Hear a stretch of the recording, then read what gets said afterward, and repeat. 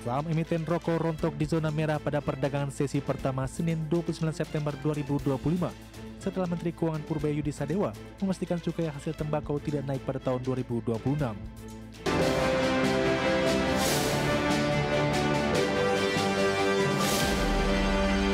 Ketua pilihan pemirsa saham emiten rokok rontok pada sesi pertama Senin 29 September 2025 setelah Menteri Keuangan Purbaya Yudisadewa memastikan cukai hasil tembakau tidak naik pada 2026. Meski melemah secara intraday, sejatinya saham emiten rokok sudah melesat dalam sebulan terakhir, di antaranya saham Gudang Garam dan HMSP yang melonjak lebih dari 60%.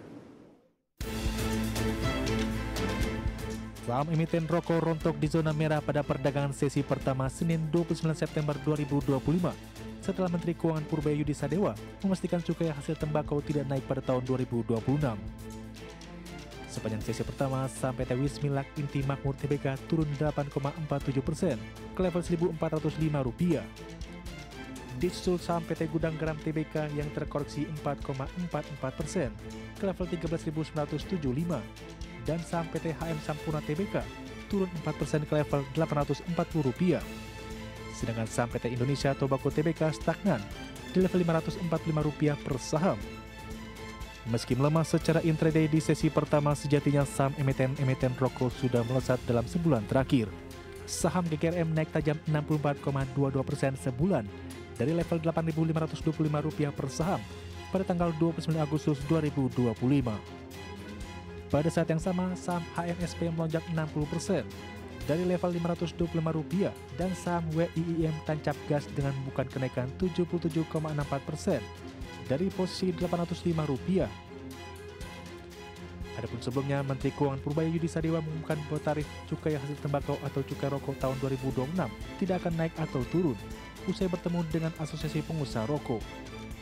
Purbaya telah menemui Gabungan Perserikatan Pabrik Rokok Indonesia di kantor Kementerian Keuangan pada Jumat 26 September 2025. Dalam pertemuan itu, Purbaya bertanya kepada para pengusaha apakah dirinya perlu merubah tarif rokok. Dan para pelaku usaha menyatakan tarif cukai rokok tahun 2026 tidak perlu diubah, sehingga Menteri Keuangan pun memutuskan tidak menaikkan maupun menurunkan cukai rokok. Direktur Komunikasi dan Bimbingan Pengguna Jasa Direktorat Bea Cukai, Nirwala Dwi Haryanto menjelaskan bahwa keputusan soal cukai hasil tembakau 2026 diambil dengan mempertimbangkan banyak aspek. Adapun untuk mengatasi daya beli dan rokok ilegal, Kementerian Keuangan memutuskan tidak menaikkan tarif cukai dan bangun lebih banyak kawasan industri hasil tembakau.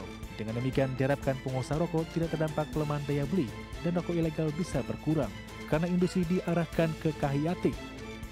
Berbagai sumber untuk ID Action.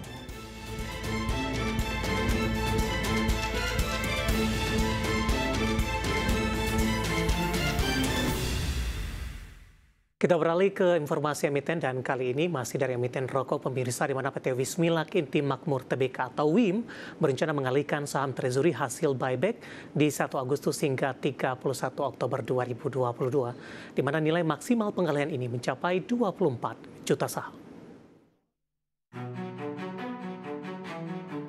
Dikutip dari Keterbukaan Informasi Bursa Efek Indonesia, PT Wismilak Inti Makmur atau WIM berencana menjual atau mengalihkan saham treasury sebanyak maksimal 24 juta saham. Saham ini merupakan hasil buyback di 1 Agustus hingga 31 Oktober 2022. Periode penjualan akan dilakukan di 6 Oktober 2025 hingga 5 Oktober 2026. Direktur PT Wismilak Inti Makmur, Lukas Firman Jayanto mengatakan, di tanggal 30 Oktober sampai dengan 6 Desember 2023, perseroan telah mengalihkan sebagian saham hasil pembelian kembali atau saham treasury tersebut sebanyak 3.799.600 saham. Sehingga jumlah saham treasury yang tersisa saat ini 24.100.400 saham. Mengacu pada ketentuan Otoritas Jasa Keuangan, harga pengalihan saham tidak lebih rendah dari harga penutupan perdagangan harian di Bursa Efek Indonesia 1 hari sebelum tanggal penjualan saham. Dengan kata lain, harga rata-rata dari harga penutupan perdagangan harian di Bursa Efek Indonesia selama 90 hari terakhir sebelum tanggal penjualan saham oleh perusahaan terbuka dengan diskon paling banyak 7,5%.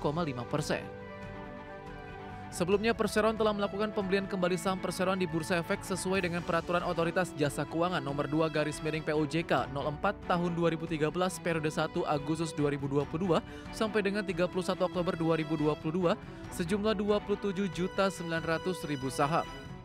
Berbagai sumber IDX Channel.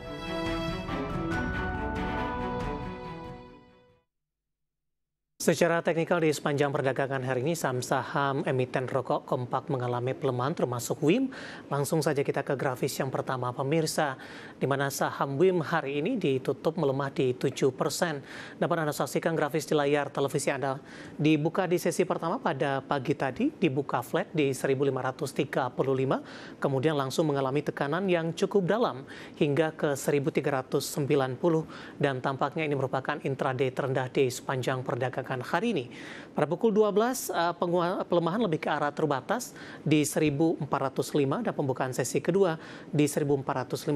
Penutupan hari ini di 1420 melemah di 7,49%. Beralih ke grafis selanjutnya, pergerakan saham WIM dalam beberapa bulan terakhir sudah mengalami kenaikan signifikan.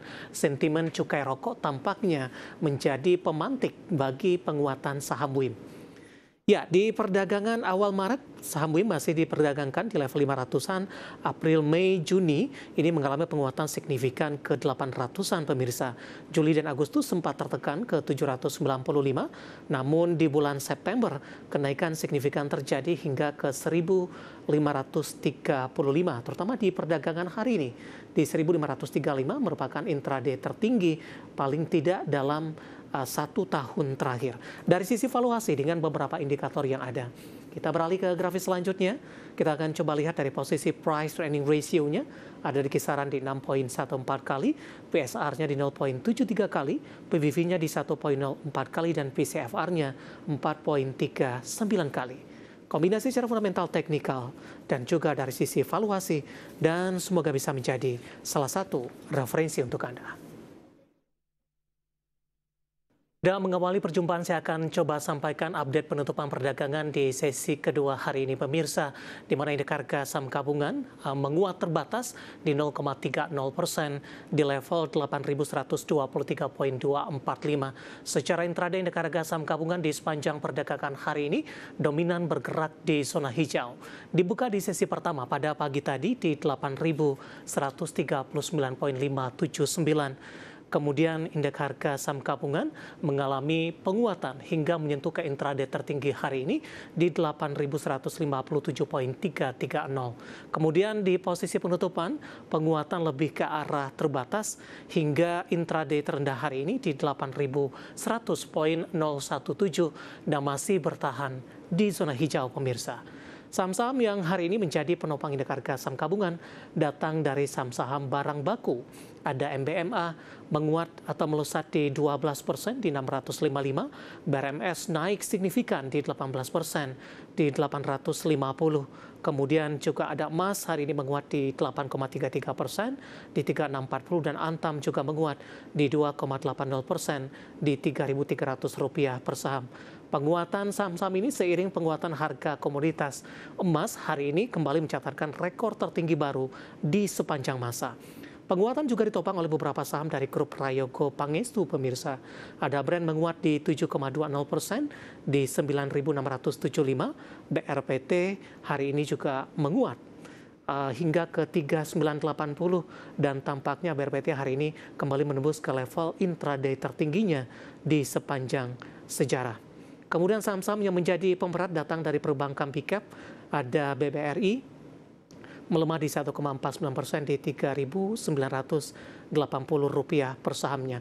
Kemudian ada Telkom melemah di 0,96% di Rp3.080, HMSP hari ini turun di 4,00%. Sementara BBCA hari ini satu-satunya yang mengalami penguatan signifikan dari perbankan big cap menguat di 1,97% di Rp7.775 per sahamnya. DSSA hari ini menjadi pemberat, mengalami koreksi cukup dalam di 6%, kapitalisasinya di Rp798,68 triliun.